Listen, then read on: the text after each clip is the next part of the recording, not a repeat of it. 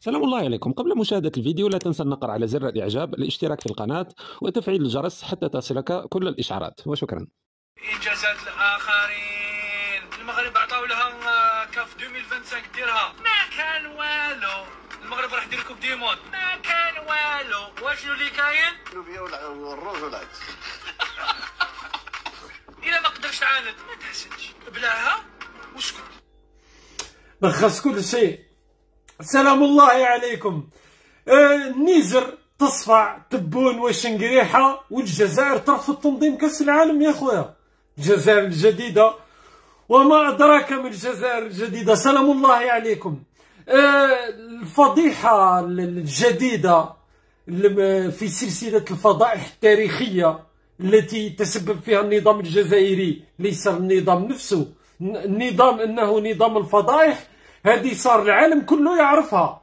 وخليكم ترجعوا قضية المليار و300 مليون متر مكعب من الماء الذي تكلم عنها تبون في نيويورك. ولكن ما زالوا كل مرة نقول لكم يزيدوا، كل ما تزيد تمر الأيام كل ما يزيدوا يحفروا ويهبطوا في القاع. احنا القاع رانا وصلنا له منذ سنوات، لكن مازال يزيدوا يحفروا باش نزيدوا نهبطوا كش ما كاين كش ما نلقاو لتحت. وهذه المرة ربما أول مرة راح ندخل دون أي مقدمات، مباشرة ندخلوا في موضوع النيجر. ما لقيتش واش نقول يا خويا، مريحين ما كان والو. بعدا جات واحد قضية خلاتني نشكك في معارضتي للنظام الجزائري. بديت نقول بالك الجزائر حقيقة قوة ضاربة، الجزائر قوة إقليمية، الجزائر أقوى دولة في المنطقة، أقوى جيش في المنطقة، وربما من أقوى الجيوش في العالم، دبلوماسية قوية. لأنه خرجت علينا خبر عاجل. الجزائر تعلن قبول النيجر وسطتها لحل الأزمة في البلاد. يا خويا ما يكونش خبر مفبرك هذا ولا فوتوشوب ولا حاجة كيما هكا. خاصنا نشوفو هادي سكاي نيوز. الجزائر تعلن موافقة النيجر على وساطتها. تعرفوا باللي صرا انقلاب في النيجر، الولايات المتحدة الأمريكية، فرنسا، روسيا، الحالة مخلطة ولا واحد لقى حل. الدول تاع الإكواس قال لك ندخلوا تدخل عسكري. الدول تاع الإكواس نيجيريا ومن معها، الولايات المتحدة الأمريكية بعثت السفيرة تاعها. الانقلابيين في النيجر قالوا للسفير الفرنسي لازمك تغادر البلاد. المهم مخلطة خلوطة كحلة. تسمى إذا النظام الجزائري قدر بالمبادرة تاعو يلقى الحل. أنا يا خويا حصلت حصلة تاع كلاب حاجاكم، ما لقيتش واش ندير. قلت تسمى لازمني نعترف بالقوة تاع النظام الجزائري، بالقوة الضاربة هذه. سبحان الله، حلوا أزمة كبرى اللي هي أزمة النيجر. بعد قلت أصبر الساعة الواحد يتريث، أصبر نروح نشوف النيجر واش قالوا على القضية، واش كاين، واش التفاصيل. بالكش ما نلقى هكا ثغرة ندخل منها. المشكل ما لقيتش ثغرة، هاو لقيت جحر كبير. قال لك عاجل هذه خارجية النيجر تنفي قبول استراتيجية الجزائر لحل الأزمة. هذه جاية من الموقع تاع الحدث. الموقع تاع الحدث هو موقع إماراتي. الإماراتيين رابطينها مع إسرائيل، عديانكم على بالكم. دونك هذا ما أنا نظن احنا قوة ضاربة صح.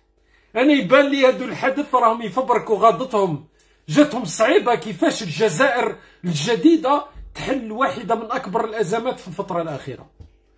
بعد قالوا لي باللي كاين تصريح تاع وزير خارجية النيجر، قلت استنى نروح نسمعوه. Il y a eu très certainement une incompréhension puisque nous étions en train de nous entendre sur le contenu de l'initiative. Lorsque nous avons découvert sur les réseaux sociaux que nous étions d'accord, ce qui a justifié immédiatement. تعرفوا كاين غنية تاع الحراشي قالوا احنا مازلنا حيين وهما قالوا ماتوا. هكا وزير الخارجيه تاع النيجر خرج قال لهم حنا في مشاكلنا والازمه ومنا طلينا، لا وقال لك في مواقع التواصل الاجتماعي لقينا النظام الجزائري قال لك باللي قبلنا المبادره وحنا ما قبلنا ولا شيء. هادو انقلابيين بلاد كوري مع احتراماتنا للنيجر والاشقاء في النيجر، لكن بلاد فوضى ما بعدها فوضى. هادو انقلابيين، هادو ماهمش حكومه شرعيه. قالوا لهم حنا ما قبلنا والو، ما على بالناش. اصبر بصح من الصباح وانا نهضر مي وشوا هي القضيه اللي قاعدين يتكلموا عليها اصلا، لانه وزير خارجيه النيجر قاعد يقول لك حنا ما قبلنا ولا شيء. وكنت نعت لكم في الجزيره وفي قناه سكاي نيوز ينشروا في اخبار يقول لك باللي بصح بالك الجزائر خاطيها، بالك كلام تاع مواقع التواصل الاجتماعي. اروح تشوف صديقي بيان من وزاره الخارجيه الجزائريه، اسمع مليحه. تلقت الحكومه الجزائريه عبر وزير خارجيه جمهوريه النيجر اللي كنا نسمعوا في جد باباه الكلب مع احتراماتنا للجميع مراسله رسميه تفيد بقبول الوساطه الجزائريه الراميه الى بلوره حل سياسي للازمه القائمه في هذا البلد الشقيق. بيان رسمي من وزاره الخارجيه الجزائريه يقول لك وزير الخارجيه تاع النيجر راهو راسلنا في برقيه رسميه وقال لنا باللي قبلت المبادره تاع الجزائر وما كان حتى مشكل، والجزائر قوه ضاربه. ظهر السخونه طل قال لهم انا خطير. Il y a eu très certainement une incompréhension puisque nous étions en train de nous entendre sur le contenu de l'initiative lorsque nous avons découvert sur les réseaux sociaux que nous étions d'accord. وزير الخارجيه تاع النيجر تاع الانقلابيين في النيجر يا جد باباك. النيجر وتبهدلكم النيجر انقلابيين.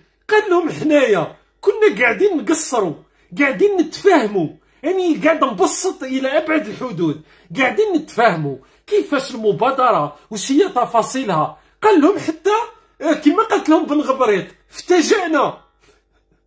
قال لهم افتجأت صاحبي وش بيكم انا ما قبلت والو. وهاهي العربيه الخارجيه في النيجر فوجئنا باعلان الجزائر بشان قبول فتره انتقاليه فوجئوا ما فهموا والو وش راه صاري.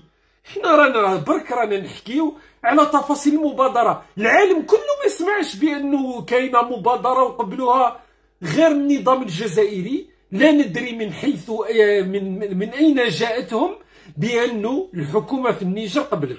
اسنا نزيدو نكملوا ما جاش.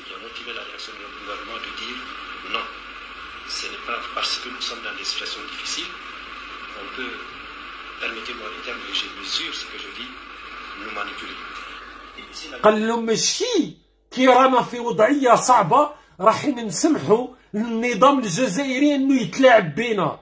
قال لهم انتوما شفت كيفاه وين وصلنا. قال لهم انتوما ما عندكم هيبه، ما عندكم مواقف، ما عندكم وزن في الساحه الدوليه. هادي شكون قالها؟ هادي منين راني نجيب فيها انايا؟ راني نتآمر على الجزائر الجديده، راني نكذب ولا راني نكذب؟ قال لهم هكا. قال لهم ما كانش قال لهم ماشي لاننا في وضعيه صعبه يجي النظام الجزائري المسخره يتلاعب بينا. لانه وزير خارجيه النيجر يعرف الكلام هذا. لافروف يكشف عن معايير اختيار اعضاء بريكس الجدد، الهيبه والمواقف على الساحه الدوليه. اولا روح جيب الهيبه وجيب المواقف وجيب الوزن في الساحه الدوليه وروح تدخل البريكس. هكا قال النظام الجزائري لافروف. إيبا وزير الخارجيه تاع النيجر قال لهم ايوا بابا وماشي كي شفتونا في انقلاب ومنا تجيو تتلاعبوا بينا. قال لهم لا يتم التلاعب بنا، اون فا با نو مانيبيولي. قال لهم من طرف النظام الجزائري ماشي من اي واحد. Si l'Algérie souhaite venir apporter sa contribution pour sortir de la crise, cet ensemble est l'accord parti que nous devrions définir. قال لهم حابين تحلوا الازمه النظام الجزائري؟ رواحوا بصح شاورونا، احكيو معانا باش نقبلوا المبادره، ماشي تخرجوا ويا جد باباك وبيان. انا مخي حبس على بال، انا اصلا كي شفتو مع الاول قلت واحد ما سمع كيما نهار قال لك طائرات الرافال جاو رايحين يقصفوا النيجر وحنا قلنا لهم ستوب القوه الضاربه، ومن بعد هذوك الطائرات تاع الرافال هربوا عند المخزن. وين راحوا الطائرات هذوك الطائرات اللي قلتوا الطائرات الفرنسيه اللي هربوا؟ الرافال مدايرينها سياره سياحيه، هذاك السائق تاع الرافال حواس، قالوا له ما تفوتش، قال لهم معليش دوك نروح عند المخزن. على بالكم ردونا مضحكه بكل المقاييس. شوف البيان: تلقت الحكومه الجزائريه مراسله رسميه تفيد بقبول الوساطه الجزائريه. وزير الخارجيه تاع جد باباتنا الناهه تاع النيجر قال لهم شكون نتوما ما عندكمش وزن وما عندكمش هيبه وما عندكمش مواقف دوليه كما قال لافروف، جايين تشيخوا بنا. قال لهم احنا لا يتم التلاعب بنا. وشوفوا زاد البيان، قال لك ان هذا القبول بالمبادره الجزائريه يعزز خيار الحل السياسي للازمه في النيجر. وبعد اخذ العلم بهذا القبول كلف السيد رئيس الجمهوريه وزير الخارجيه والجاليه الوطنيه بالخارج احمد عطاف بالتوجه الى نيامي في اقرب وقت ممكن.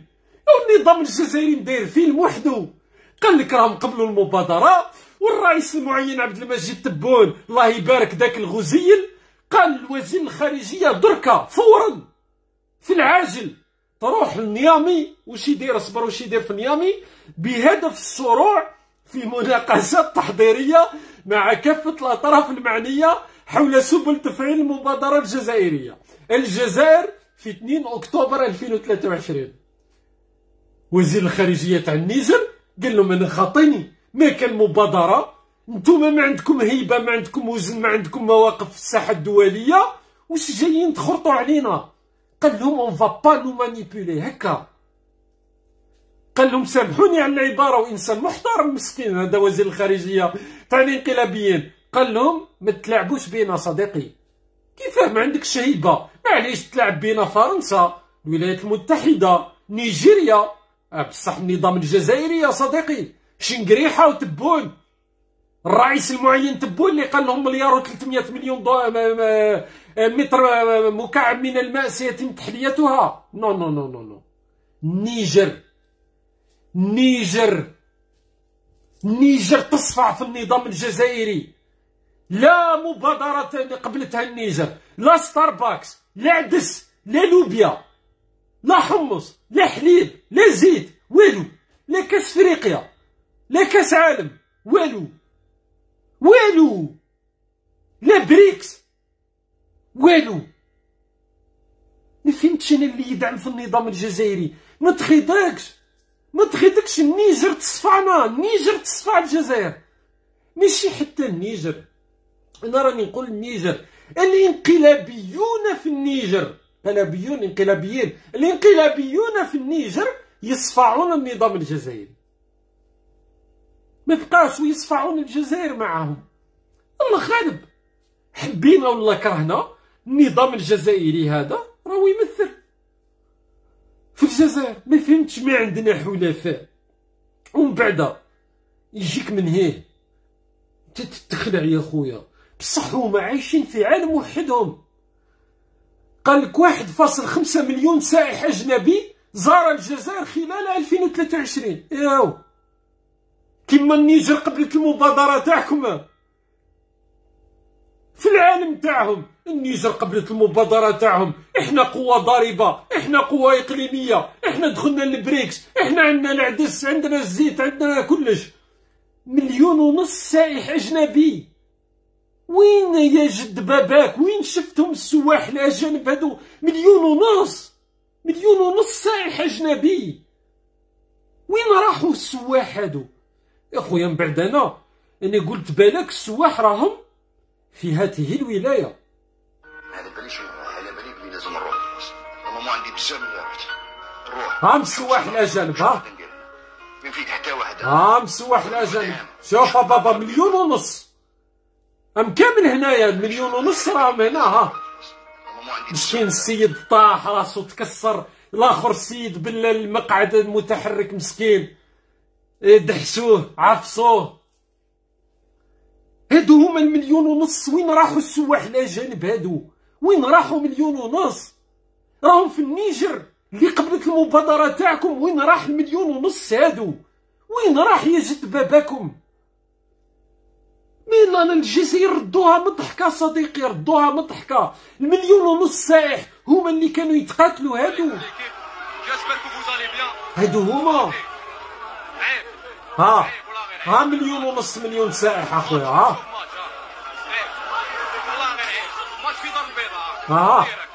اخويا 1.5 مليون سائح راهم جاو المساكن يجيو يقتلوهم هادو الهمج هادو. البلاد ولات كورية مسخرة. البلاد ردوها. وزيد من بعد هذيك المرة كيما قبلوا لهمش الملف في الكاس افريقيا قال لك مؤامرة. رانا جايين المواضيع راهي مترابطة. قال لك مؤامرة ما قبلوناش. كيفاش حنا القوة الإقليمية اللي النيجر تقبل المبادرة تاعنا، كيفاش ما تقبلوناش في كاس افريقيا؟ هذه مؤامرة مع الكاف. من بعد خرج لهم واحد السيد. The FIFA Council also unanimously agreed that the only bid to host the FIFA Portugal and Spain where 101 games will be played. مبروك على المغرب. parabéns Portugal. enhorabuena. لا حول ولا قوة إلا بالله. المخزن رجع الرئيس تاع الفيفا يهضر بالعربية يا خو. شفتوا اللي يوقن علاقات مع إسرائيل كيفاش؟ هادي إسرائيل خداين إسرائيل هادو. رجعهم يا خويا نورمال يهضر بالعربية ويقول لهم مبروك عليكم ونورمال اخويا. هادي مؤامرة كبيرة. وحنا قال لك كيفاش ما يقبلوش الملف تاعنا الكاس افريقيا. درك راني جايكم الكاس العالم بصح نهضروا على كاس افريقيا اولا.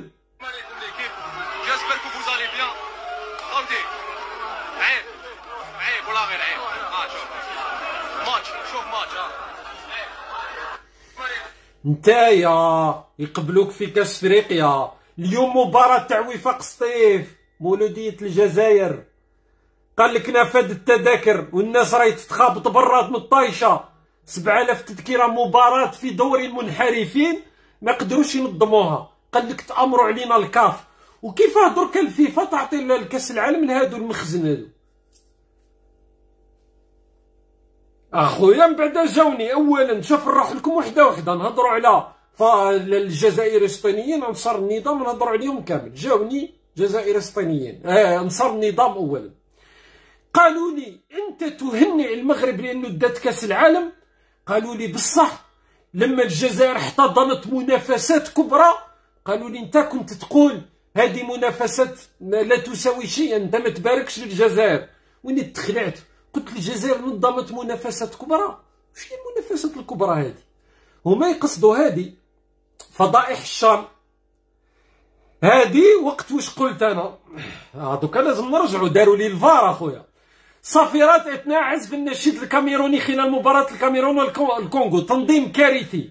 شتائم ضد شعب شقيق وحرمان حامل لقبين السابقين من المشاركة. وخطاب افتتاحي فيه خلط بين الرياضة والسياسة.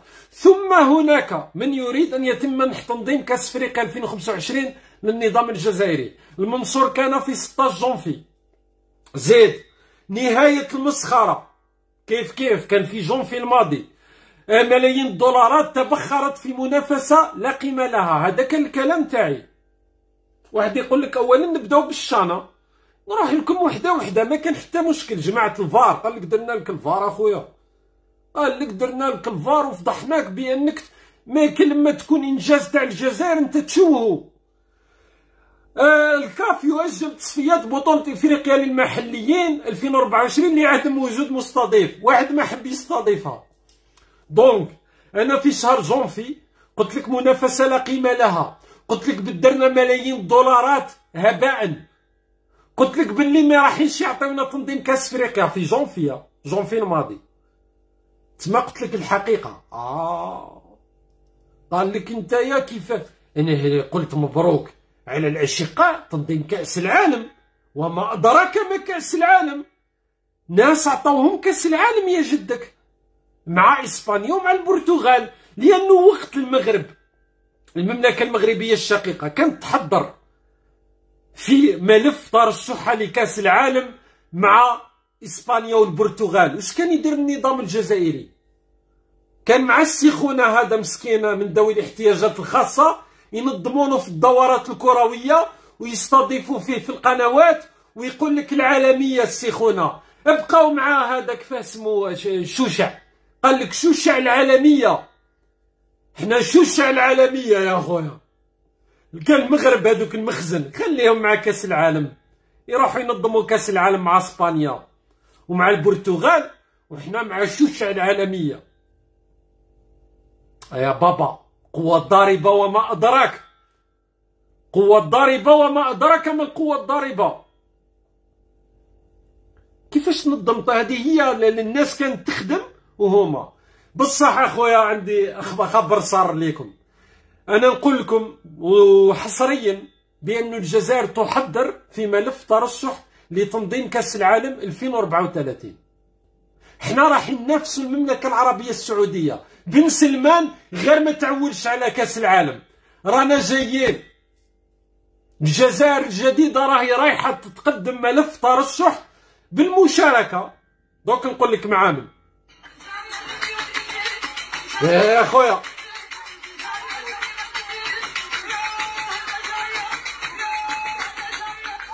ومن غيرهم كاس العالم 2034 بين الجزائر بالشراكه مع البوليساريو ومع فلسطين الشهداء. المغرب هذوك العملاء راحوا مع اسبانيا والبرتغال. النظام الجزائري مع البوليساريو ومع فلسطين نظموا كاس العالم. واذا ما كفاتش نزيدوا لها فنزويلا وكوبا. نتوما تستصغروا في الجزائر الجديده التي حيرت العالم، اللي دارت مبادره قبلتها النيجر. ها من البوليساريو شحال يعرفوا يشطحوا يا خويا. شوف الرقصه تاع البوليساريو. جايه كاس العالم، جايه كاس العالم اخويا. ان شاء الله احسن رقاصين في العالم هما البوليساريو الفلسطينيين في الرقص. ابطال العالم يا خويا، ابطال العالم في الرقص. البوليساريو الفلسطينيين بهذيك الرقصه التي ارعبت اسرائيل، الدبكه هذيك. ابطال العالم في الرقص. شفتوا حنا الحلفاء تاعنا الناس تخدم، حنا نديرو في الدورات الكرويه تاع شوشع العالميه. الناس تخدم وحنا نتحالفوا مع البوليساريو ومع فلسطين الشهداء. من بعد يقول لك لا يقول لك هذه مؤامره. هذا الجزائري سطيني يا جدك لا دين له ما يحشمش. جاو عندي قالوا لي هذه نتائج التطبيع، لهذا عطاو كاس العالم للمغرب. بصح انا نهار قلت بان تونس من مصلحتها انها تطبع، والتطبيع فيه مصالح، والسعوديه عارفه مصلحتها بالتطبيع. قالوا لي وهل استفادت الدول التي طبعت؟ فهموا رواحكم. هاو المخزن طبع وانتم تقولوا باللي كاس العالم جابوها لانهم طبعوا. دونك التطبيع فيه فائده. يا هك يا لا التطبيع ما فيهش فائده. وهل استفادت الدول المطبعه؟ يا التطبيع فيه فائده والمغرب جاب كاس العالم. وحده من الزوج. بصح ما تقدرش هكاك. الجزائري سطيني خويا على بالي باللي انت انسان مستحمر، بصح ماشي للدرجه هادي صاحبي. وكيفاش درك التبرير؟ كيفاش التبرير تاع انه بلد؟ انا راني متوافق معاكم الناس اللي يقولوا المغرب وفيه مشاكل اجتماعيه. نعم المغرب فيه مشاكل اجتماعيه، فيه تفاوتات اجتماعيه، فيه غلاء الاسعار. انا مانيش نجمع اللي يقول لك سويسرا المغرب. بصح جوستومون كيفاش هذا المغرب اللي فيه تفاوتات اجتماعيه ومشاكل اجتماعيه كيفاش يعطونو ينظم كاس العالم؟ والدوله اللي عندها ملايير الدولارات من مداخل البترول والغاز، المغرب ماهوش دوله ريعيه ودوله افريقيه. كيفاش دوله ريعيه وملايير الدولارات من المداخل كمباراة تاع بين الاحياء ما نقدروش، كاس بين الاحياء ما نقدروش ننظموها، والمخزن هذا اللي تقولوا عليه بلد الفقر يعطيوه كاس العالم. ونشوف زعما ناس يقول لك مختصين في الاقتصاد، واحد خبير في الاقتصاد، واحد دكتور، واحد بروفيسور، يقولوا لهم الشعب المغربي لن يستفيد من كاس العالم. منذ متى الشعوب تستفيد من المنافسات الرياضيه بشكل مباشر؟ كاس العالم يا حمار يا حيوان، ما يصح يستفيد منها الشعب بشكل مباشر، لكن نشوف الفوائد غير مباشره، الاستثمارات، الصوره تاع البلد، السواح اللي يجيوك هذوك او تتفاتف. بصح يقول لك هذا البلد درك العالم كله، لا يقول لك المغرب تنظم كاس العالم مع اسبانيا والبرتغال وراحين يجيبوا مصالح. انا فهموني برك كيفاش البلد هذا اللي تقولوا عليه فقير، البلد هذا اللي ماهوش بلد ريعي، ما عندوش المداخل اللي عندنا حنايا، كيفاش يعطيو له كاس العالم وحنا ولاش؟ فهمت باللي المشكل اعمق. حجم الاستثمارات اللي تستقطبها المغرب اكبر من حجم الاستثمارات اللي تستقطبها الجزائر. كيفاش؟ او المشكل او ماشي المقارنه. انا منين نقارن يقول لي انت عميل. يا المقارنه راكم انتوما، انا راني اؤكد في كلامكم بلد فقير وبلد شمال افريقي، بلد افريقي بصح فهمني كيفاش عطاو لهم كاس العالم وكيفاش عطاو لهم كاس افريقيا على حساب الجزائر. يعني كاينه ناس تخدم وكاينه ناس راهي مع الشوشع، كاينه ناس تخدم وكاينه ناس راهي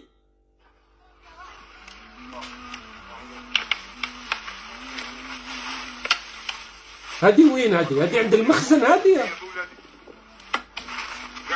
شوف نخرج من 6 تاع الصباح نشري لهم فطور، ايوا كران ولا كتب بلاستيك كاع نهار لهنا، كاع نهار نكون لهنا في البلاستيك نبيعها باش نوكلهم، نبيعها باش نوكلهم. نصور هذيك 50,000 60,000 البلافو تاعها كنحب 90. هذا مخلصينو المخزن هذا ولا مخلصتو اسرائيل مانيش متاكد، بصح باين مخلصينو. قالوا له باش تشوه الجزائر الجديده. بابا سيدي رئيس دبور شوه راني عايب، راني مغبوط سيدي رئيس دبور، جيتني يا ربي والله سيدي رئيس دبور. ليه غير سكن انا ولادي الجامع ما عندي لا سكن لا والو، لا قتال لا والو. ناس الخير نتمنى باش تبارطاجوا هذا الميساج الماكسيموم. انت هذا انا كي نهضر معاكم هذا العميل تاع اسرائيل هو تاني وعميل كيما انا قلت له دير الفيديو هذا باش ننشره. هذا الشخص نتوما نضل صوتي راح. قلت لكم اللي حب يعيش روح اطلب اللجوء عند البوليساريو، ما تجيش تبكي عندي. روح اطلب اللجوء عند فلسطين، ما تجيش تبكي وتبون وما تبون والله مو سامع بيك. روح للبوليساريو اطلب اللجوء عندهم تجيك المساعدات. شوف كل اشكالها وانواعها. والزهو يا خويا على بالك الصحراويين وناس تاع زهو، جماعة البوليساريو عندهم غير الشطيح. انا يقولوا لي انا كي نسمعهم يقول لك مساكن راهم في المخيمات ويعانون من نظام المخزن الهمجي الذي حرمهم من ارضهم. بعدك نروح نشوف. ايوه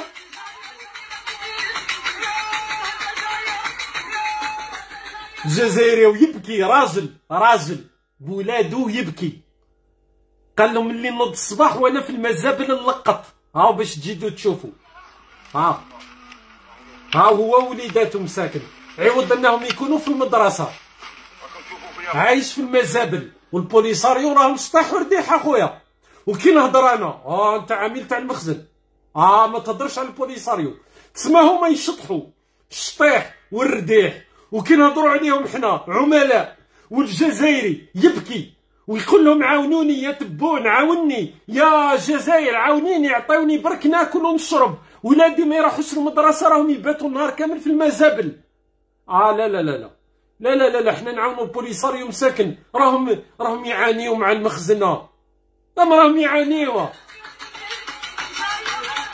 معاناة كبيرة مساكن، ما لقاوش بها وين. راك تشوف فيها المرأة راهي تعاني من المعاناة بزاف، راهي ترقص. أبطال العالم في الرقص البوليساريو وفلسطين. أنا من هذا المنبر أنادي بأنه يعطيو لهم جائزة نوبل في الرقص البوليساريو، هما وفلسطين. كاينة منافسة كبيرة بين الاثنين. فلسطين تاني رقاصين وراقصات من الكبار. اسنا نزيدو نشوفو الجزائريين، أو الجزائريين هادو ما عرف كيفاش عايشين اخويا. ما نعرف اذا عايشين مليح ولا اكاذيب ولا ما فهمناش يعني القضيه كيفاش. تسمى قال لك اخويا مؤامره ما عطاوناش. انت ما يعطيوكش كاس افريقيا، انت يعطيو لك مساعدات انسانيه. الشعب الجزائري راهو ماشي محتاج كاس افريقيا، محتاج مساعدات انسانيه اخويا. السلام عليكم. صباح الخير عليكم. صباح النور اخويا. نشوفوا هاي تخرج الطريق، هاي الجزائر. انا في بوينان. ايه 2200 لوجمون. انا فيديو دوزيام نديرو. هذا تاني عميل تاع هذا عميل تاع اسرائيل، هذا مباشره هذا يعرف يهضر شويه. هذا باين خالص. الجزائر الجديده وما ادراك. البوليساريو يشطحوا والجزائري يبكي، ونورمال لازمني نسكت. قال لك انت عميل اسكت، ما تهضرش على البوليساريو، ما تهضرش على الاموال تاع الجزائريين. قال لك لازم تشكر، تقول لهم يعطيكم الصحه كي درتوا لنا الشان اللي درك حتى واحد ما قابلها. ما لازمش تهنأ. وكاين حتى يخرجوا لي ساعات ابطال التيك توك، ابطال الفيسبوك، يقولوا لي انت نحن ضد الديكتاتوريات كلها، لازمك تهاجم المخزن، ما تقول لهمش مبروك عليكم كاس العالم. والله انا وليت معارض تاع العالم كامل. انا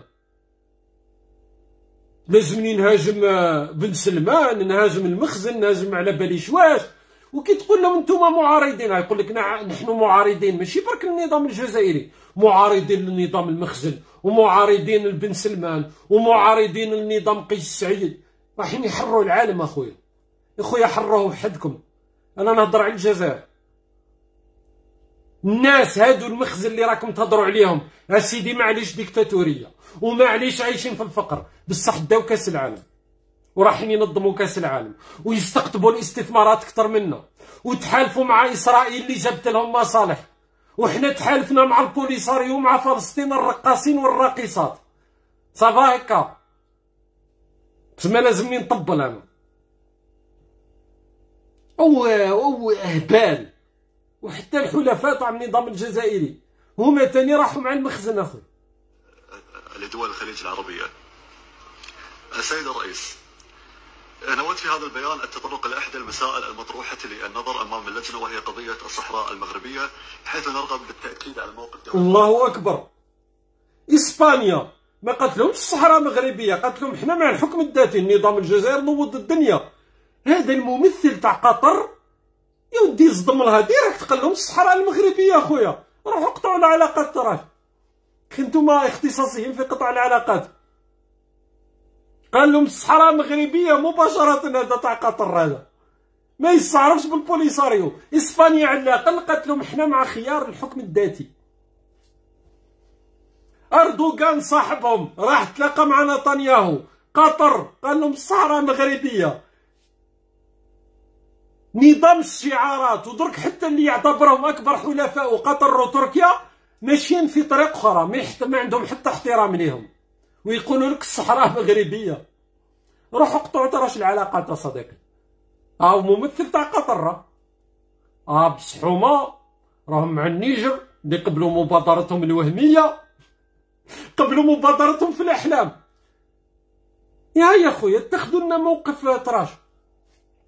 نختموا برك مع الحاجه هذه.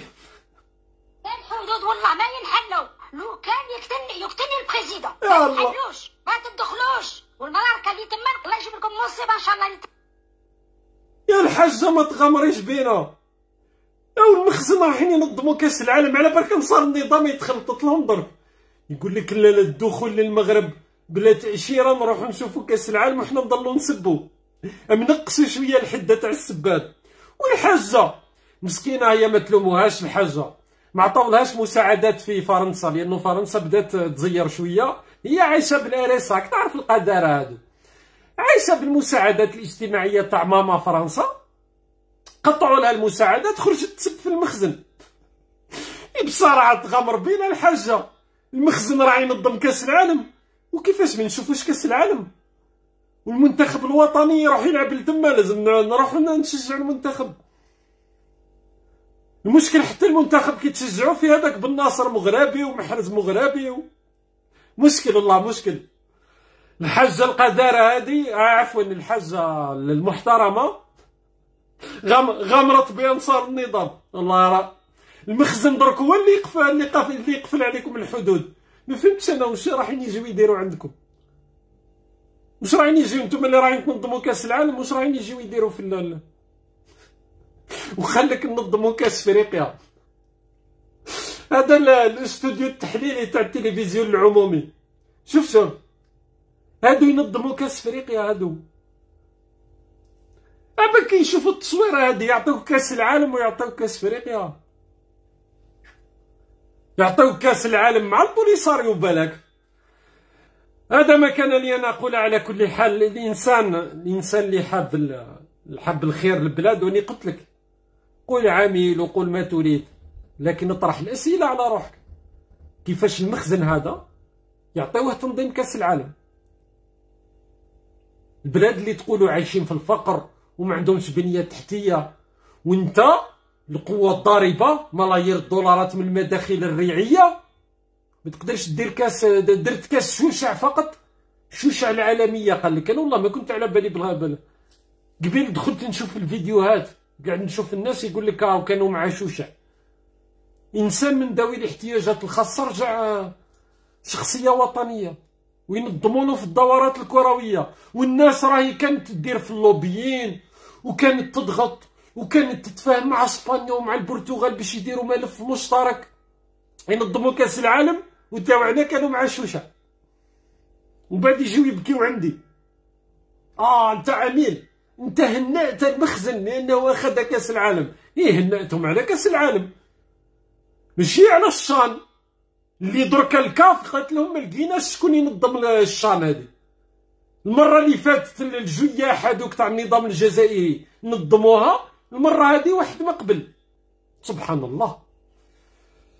هذه هي شاركوا البث على وسع نطاق. خليو لنا تعليقاتكم، تفاعلوا مع البث، راكم تعرفوا التبليغات تاع الذباب وغير ذلك، تفاعلوا معاه على اكبر قدر. وجماعه انصار النظام نقصوا شويه والله المخزن ما يخليكم تروحوا تشوفوا كاس العالم. نقصوا شويه من الحده تاع الهجمات تاعكم. التلهاو معليش جيبوها او عليها، وانا نقولش بيوم الايامات هادو هجمات زادت، باسكو درك نقصوا على المخزن، خايفين ما يخلوهمش يشوفوا كاس العالم. وانا نخلص. على كل حال، والسلام عليكم ورحمه الله تعالى وبركاته، والله المستعان دائما. الحركة والسكون إلا بإذن الله، البركة فيك تكون. كي تستقنع باللي عطاك واستر عليك يدوم، وكي تدعي قول إن شاء الله.